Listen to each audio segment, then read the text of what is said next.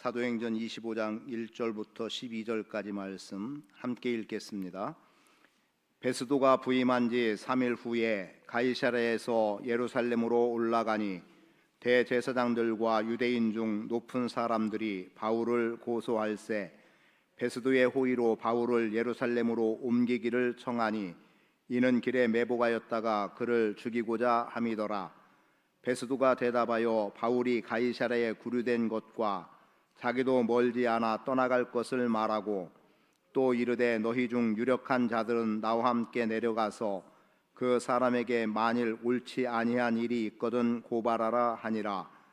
베스도가 그들 가운데에서 8일 혹은 10일을 지낸 후 가이사랴로 내려가서 이튿날 재판 자리에 앉고 바울을 데려오라 명하니 그가 나오매 예루살렘에서 내려온 유대인들이 둘러서서 여러 가지 중대한 사건으로 고발하되 능히 증거를 대지 못한지라. 바울이 변명하여 이르되 유대인의 율법이나 성전이나 가이사에게나 내가 도무지 죄를 범하지 아니하였노라 하니 베스도가 유대인의 마음을 얻고자 하여 바울더러 묻되 네가 예루살렘에 올라가서 이 사건에 대하여 내 앞에서 신문을 받으려느냐. 바울이 이르되 내가 가이사의 재판자리 앞에 섰으니 마땅히 거기서 신문을 받을 것이라. 당신도 잘 아시는 바와 같이 내가 유대인들에게 불의를 행한 일이 없나이다. 만일 내가 불의를 행하여 무슨 죽을 죄를 지었으면 죽기를 사양하지 아니할 것이나 만일 이 사람들이 나를 고발하는 것이 다 사실이 아니면 아무도 나를 그들에게 내어줄 수 없나이다. 내가 가이사께 상소하노라 한데 베스도가 배석자들과 상의하고 이르되 네가 가이사에게 상소하였으니 가이사에게 갈 것이라 하니라. 아멘.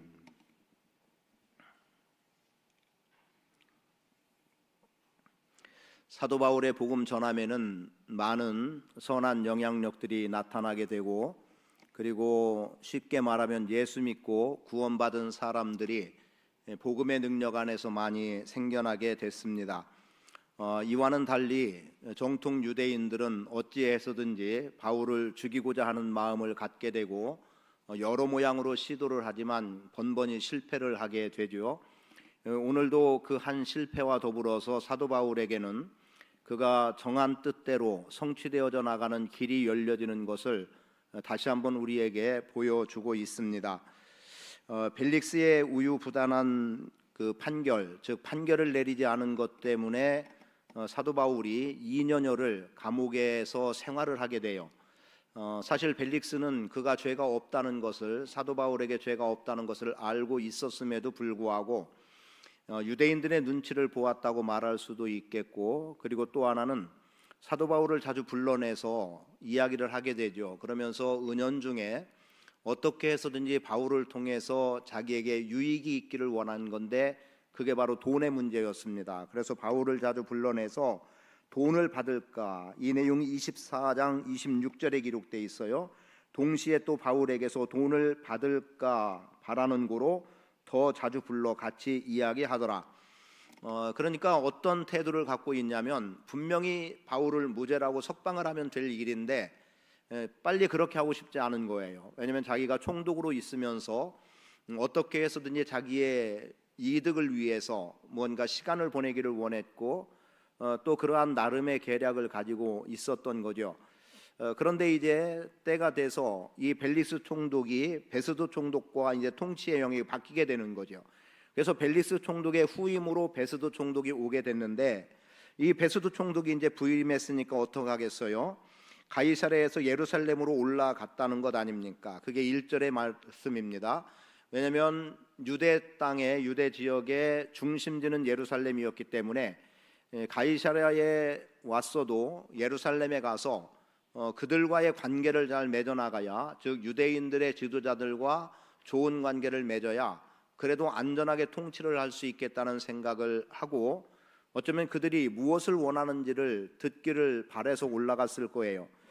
그런데 어찌 보면 베스도의 총독의 의도와는 상관없이 뜻하지 않은 대제사장들과 유대인들이 바울을 고소하고 있단 말이죠. 그래서 그 고소하는 내용을 보니까 뭐라고 말합니까?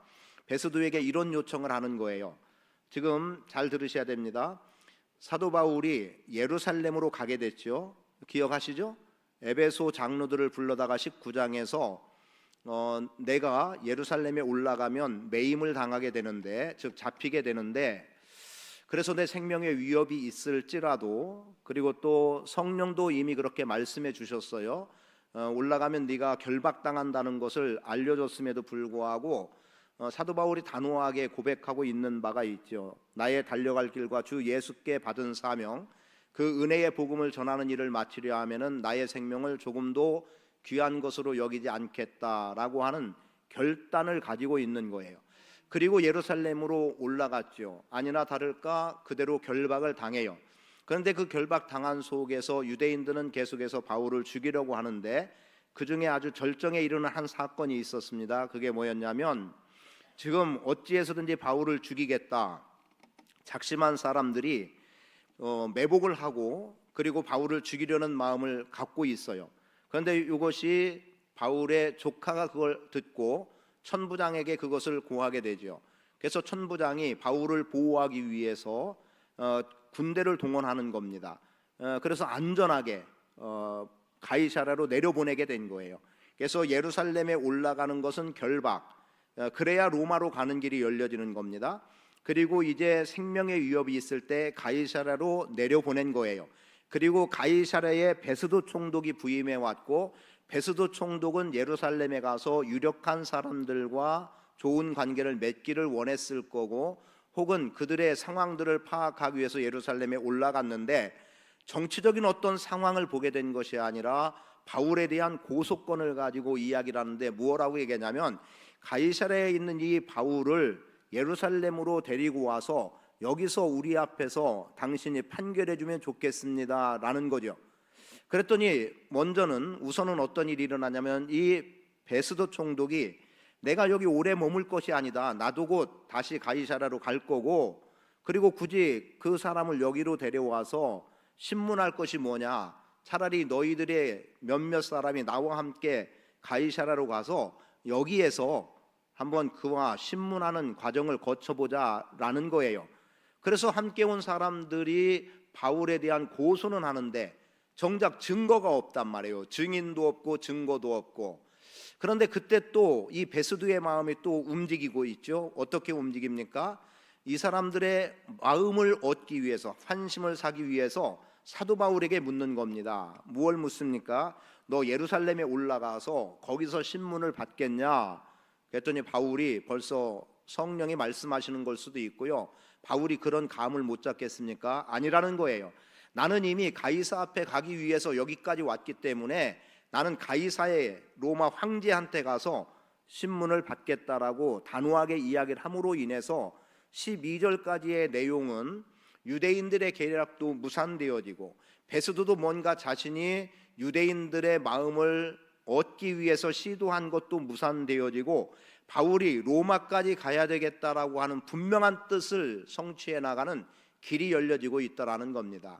그래서 오늘 제목을 뜻이 있으면 길은 열린다라고 잡은 이유가 거기에 있어요. 그래서 오늘 세 가지로 여러분에게 말씀을 드리기를 원합니다. 첫째는 그냥 인물 중심으로 말씀을 드려볼게요. 베스도 총독을 한번 봅니다. 베스도 총독은 1절부터 5절까지의 내용에 보면 유대 관원들의, 유대의 유력한 자들의, 대제사장들과 유대인들의 요청을 우선 1차 거절하는 내용이 나오고 있지요. 유대교 관원들이 원하는 바는 어떻게 해서든지 바울을 죽이겠다는 겁니다. 그 내용이 3절에도 기록이 되어 있는데 이렇게 기록되고 있어요.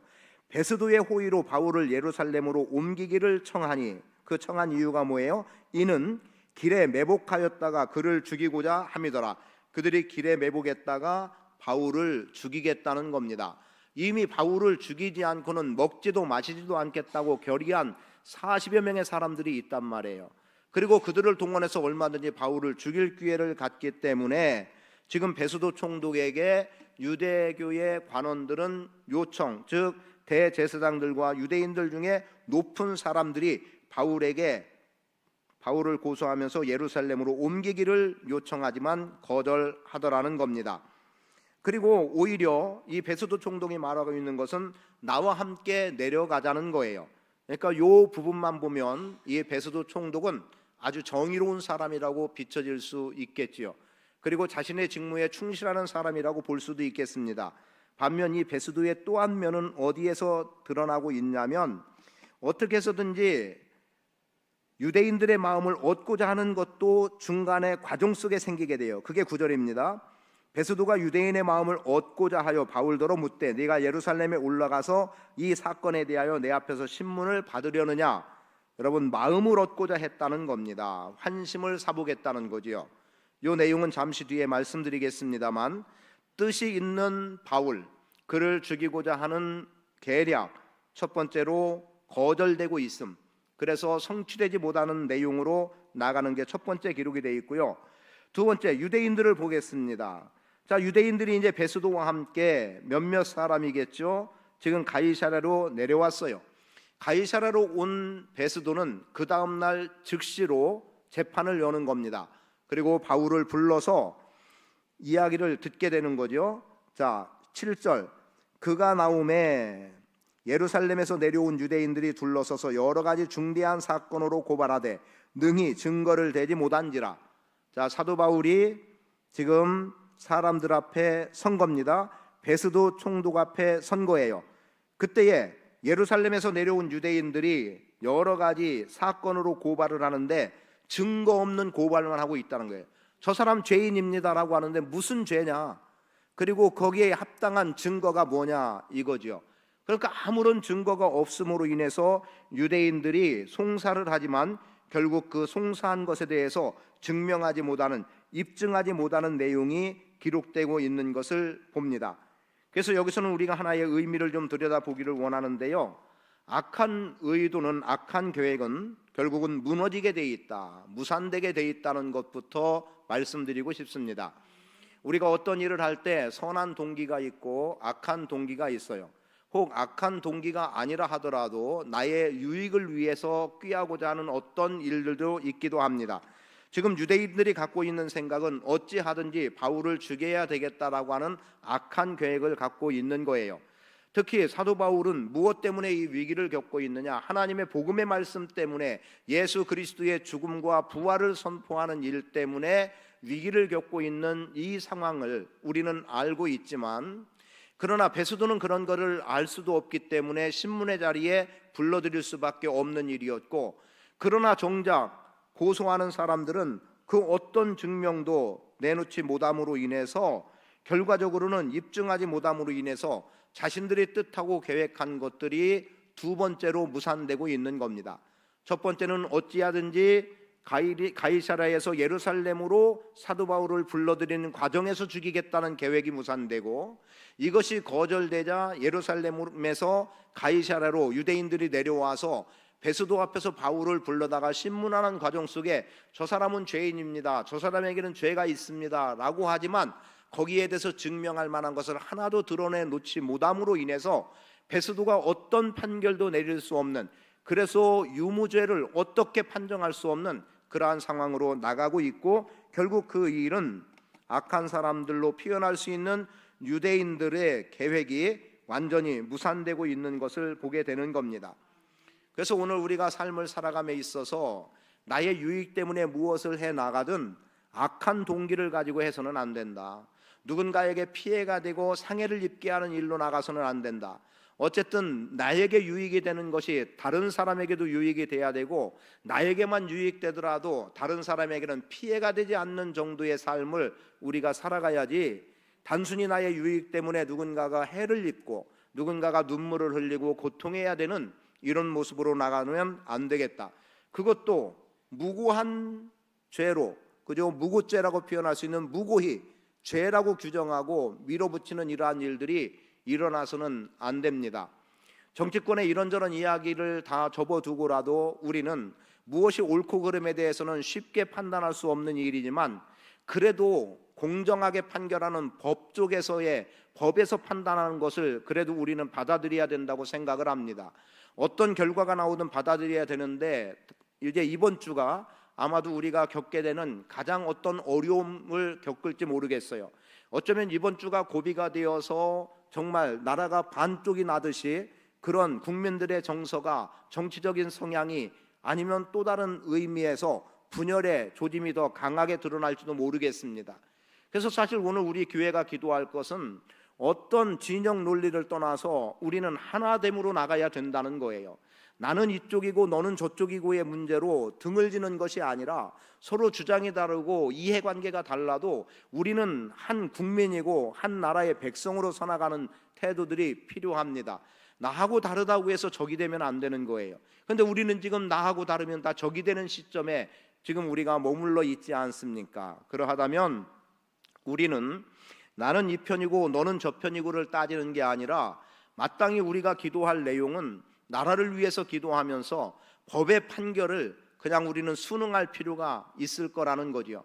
물론 그냥 나약하게 그렇게 말합니까? 라고 하는 분 있을지 모르겠지만 그리 달리 반응을 보인다들 어떤 더 좋은 수가 나올 수 있겠습니까? 그렇지 못한 거예요. 그들이 공정하게 집행할 수 있는 것을 위해서 기도하고 그 결과를 우리는 순응하고 그리고 새롭게 또 새로운 지도자가 되든 아니면 제자리로 돌아오든 어떤 모양으로든 그래도 이제는 변화된 모습에서 국민들이 정말 주권을 가지고 움직여 나갈 수 있도록 우리가 기도하며 나아갈 필요는 분명히 있다고 봅니다. 그러한 측면에서 우리는 어떤 이유가 됐든 나쁜 의도는 갖지 말자, 상대에 대해서 악의적인 의도는 갖지 말자, 내 생각과 내 주장과 달라도 그는 그의 주장인 것을 우리는 수용하고 받아들이고 여전히 함께할 수 있는 삶의 태도로 나가는 것들이 필요하다. 안타깝게도 유대인들은 어찌했습니까? 바울을 죽이겠다는 결심을 하고 있었기 때문에 결국 그들은 악의적인 것으로밖에 볼 수 없고 그 악의적인 것을 하나님께서는 두 번째로 거절당하게 하는 것으로 하나님의 주권으로 지금 유대인들의 계획을 무너뜨리고 있습니다. 이제 세 번째로 볼 것은 바울이겠죠. 바울 어떻습니까? 이제 베스도가 유대인들이 고소한 내용 속에서 증명해 보일 게 없다 보니까 바울에 대해서 유죄하고 판결할 수 있는 일은 없는 거예요.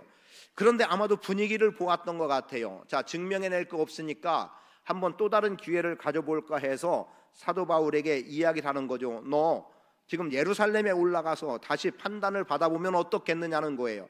그런데 그것도 선한 이유가 될 수 없는 게 뭐예요? 유대인들의 마음을 얻기 위해서라고 기록하고 있잖아요. 유대인의 마음을 얻기 위해서 했단 말이에요. 이 유대인의 마음을 얻고자 함이 9절에 기록이 되는데 유대인의 마음을 얻고자 했다는 다른 말은 환심을 사기 위한 거였어요. 그럼 벌써 베스도는 기울고 있는 거예요. 마치 벨릭스가 사도 바울을 무죄라고 선언해 주지 않고 2년 동안 구류해 두었던 것과 다를 바 없는 모습이죠. 그래서 여기서 또 하나의 부끄러운 일면을 보게 되는 겁니다. 그걸 그냥 한마디로 싸잡아 이야기하면 정치하는 사람들 과연 믿을 수 있을까 이런 의구심도 들어가요. 왜요? 다 돈이면 움직이면 사람들이에요. 자기 유익이 되면 정의도 필요 없어요. 자기 유익한 곳을 찾아가는 거예요. 불의를 하고 뻔히 보여짐에도 불구하고 그 걸음을 걸어가고 있는 거예요. 그 모습을 지금 벨릭스에게서 보게 되고 그리고 베스도에게서 보게 되는 거죠. 유대인의 마음을 얻고자 했던 베스도, 그래서 바울에게 제안을 하지만 바울은 그것을 받아들이지 않습니다.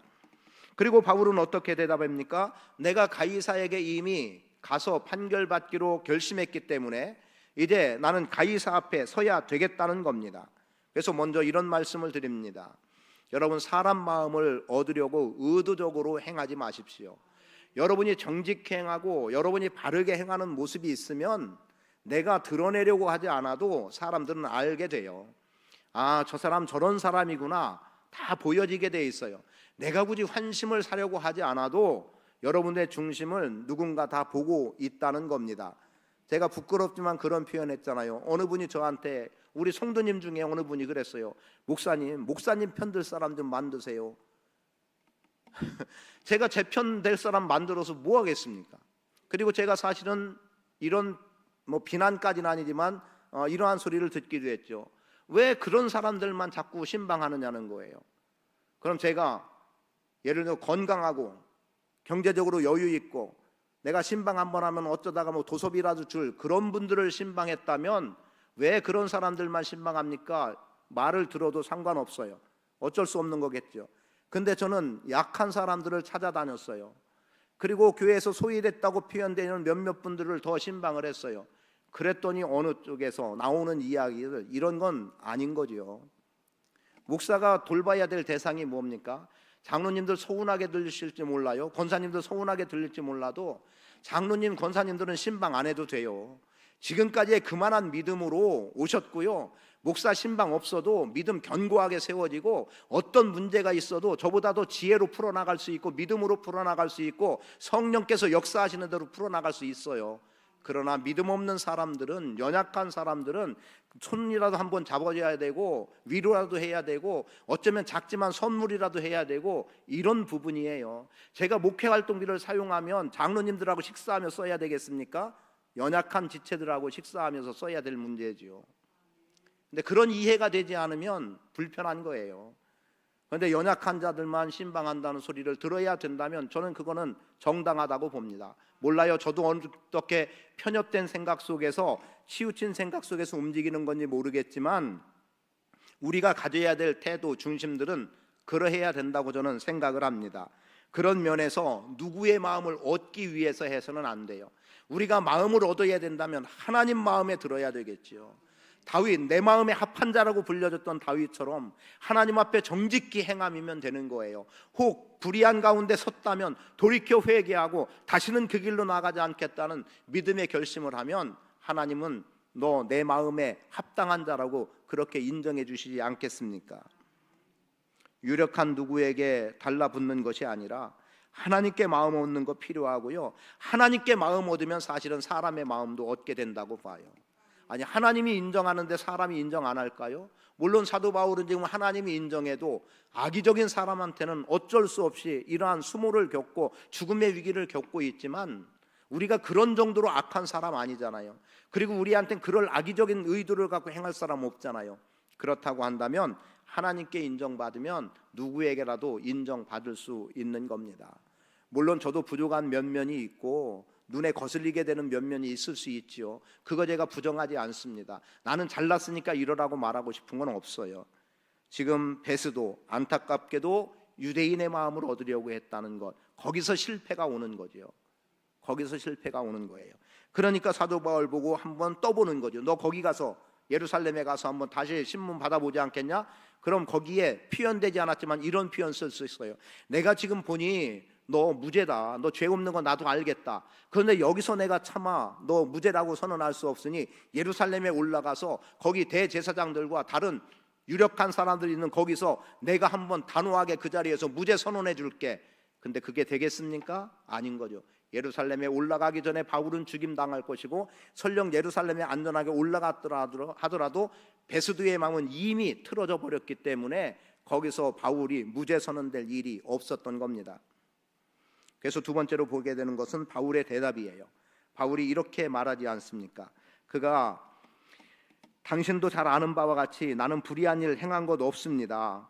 그리고 나는 이 사건에 대해서 가이사 앞에서 신문을 받아야 되겠습니다 라고 그는 이야기를 하는데요. 11절에 보니까 만일 내가 불의를 행하여 무슨 죽을 죄를 지었으면 죽기를 사양하지 아니할 것이나 만일 이 사람들이 나를 고발하는 것이 다 사실이 아니면 나는 나를 그들에게 내줄 수 없습니다. 내가 가이사께 상소합니다. 담대함이 있는 거예요. 여러분, 정직한 자는 담대한 거예요. 불의가 없는 사람은 담대한 거예요. 총독 앞에서 죄인의 자리에서 어찌 보면 아니 어떻게 뻣뻣하게 고개 들고라고 하는 그런 소리가 들려질 만큼 사도 바울은 담대한 겁니다. 그러면 바울의 이 대답은 어디에서 나왔겠습니까? 하나는 아마 이런 걸 거예요. 예루살렘에 가는 것, 가다 보면 나는 분명히 죽음의 위기에 처할 거다. 그러니 예루살렘에 가는 것을 나는 거절해야 된다는 생각이 들었을 거고 그 생각은 성령께서 주시는 생각이었을 거고요. 그리고 또 하나는 더 중요한 거죠. 뜻은 어디에 있었느냐? 가이사 앞에 서는 게 그의 뜻이었습니다. 여러분, 누가 한번 빨리 찾아 읽어보세요. 19장 21절을 한번 찾아보세요. 19장 21절. 아니면 같이 읽을까요? 같이 읽죠. 시작. 이 일이 있은 후에 바울이 마게도냐와 아가야를 거쳐 예루살렘에 가기로 작정하여 이르되 내가 거기 갔다가 후에 로마도 보아야 하리라. 자, 뭘 이야기하고 있습니까? 로마도 보아야 하리라. 지금 사도 바울은 복음의 능력이 더 많이 나타나고 에베소에서 전도를 하니까 점점 더 주의 말씀이 힘이 있어 흥왕하여 세력을 얻었다고 19장 20절에 기록이 됩니다. 그 후에 바울이 마게도냐와 아가야를 거쳐 예루살렘에 가기로 작정을 했어요. 예루살렘에 가기로 작정한 이유는 예루살렘에 들렸다가 어디까지 가겠다? 로마도 가서 봐야 되겠다는 작정을 하고 있어요.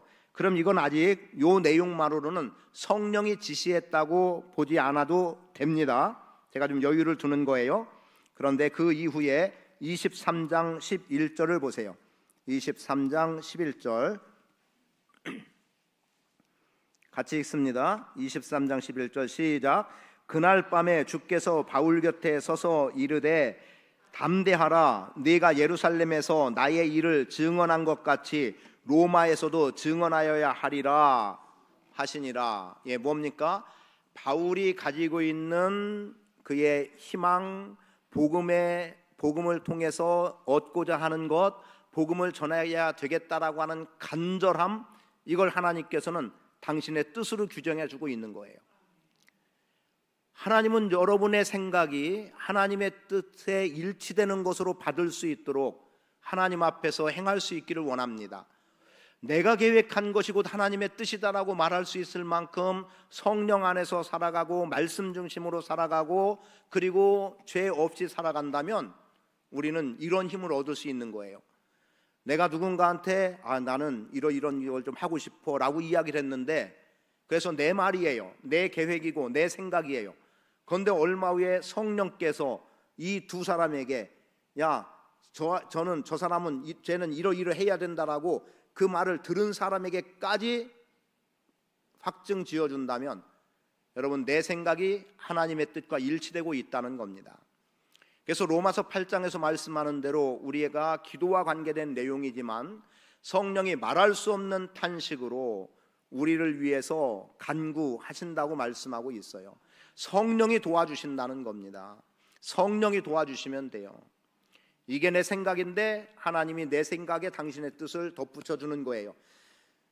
19장 21절은 사도 바울의 생각, 사도 바울의 마음이지만 그 마음을 23장 11절에서는 그게 바로 하나님의 뜻인 것으로 하나님은 명확하게 제시해주고 너 로마에서도 가서 복음을 전해야 된다라고 하나님은 바울에게 비전으로 심어주는 겁니다.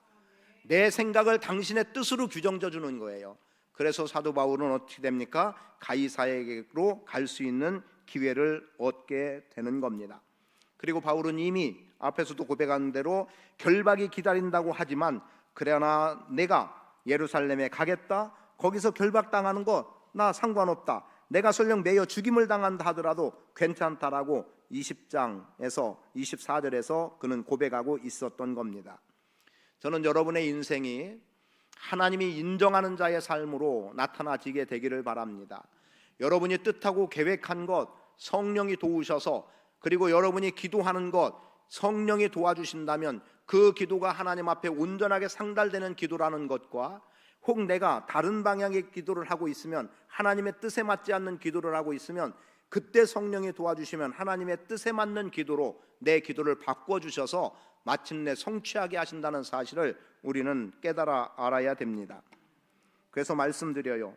여러분 복음 전할 뜻 있으면 복음 전할 길은 열리게 돼 있습니다. 가정에 매이는 일이 있을 수 있고 고난이 있을 수 있고 혹 생명의 위협이 있을 수 있어도요, 여러분 죽음의 자리가 나를 기다린다고 하더라도 사명 끝은 죽음이다 이 각오로 감당해 나가면 어떤 이유에서든지 뜻이 있는 길에 곳에 길은 열려지게 돼 있습니다. 여러분 하나님 앞에서 기도하고 구하고 무엇보다 복음 증거의 일을 감당해 나가기 원하는 그 중심이 하나님 앞에 선하게 인정되기를 원하고 그래서 하나님이 도와주시는 은혜 속에서 삶을 살아갈 수 있기를 축복합니다. 죽음의 자리, 그 자리가 혹 나에게 이미 예고되어 있어도 예수님께서 죽음의 위기를 3번이나 예고해 주시고 있음에도 그 길을 걸어가셨던 것처럼 사도 바울이 매인다는 예고가 그리고 죽을 수도 있다는 게 전제되고 있음에도 불구하고 사도 바울도 예루살렘으로 올라갔습니다. 오늘 우리도 주님의 뜻을 이루는 일에 내 생명을 상하게 되는 어떤 상황이 주어진다 하더라도 그것이 주님의 뜻이면, 그것이 주님의 원하심이면, 그게 하나님 나라를 확장하는 일이면 그 걸음을 묵묵히 걸어갈 수 있는 믿음의 결단을 해나가는 복된 삶을 사신다면 하나님은 여러분들에게 사는 길로 열어주실 것이고요, 생명의 길을 보여주실 것이고 주의 뜻을 밝히 드러낼 수 있도록 은혜를 주실 겁니다. 그래서 시편 16편 말씀으로 다시 말씀을 마치겠습니다.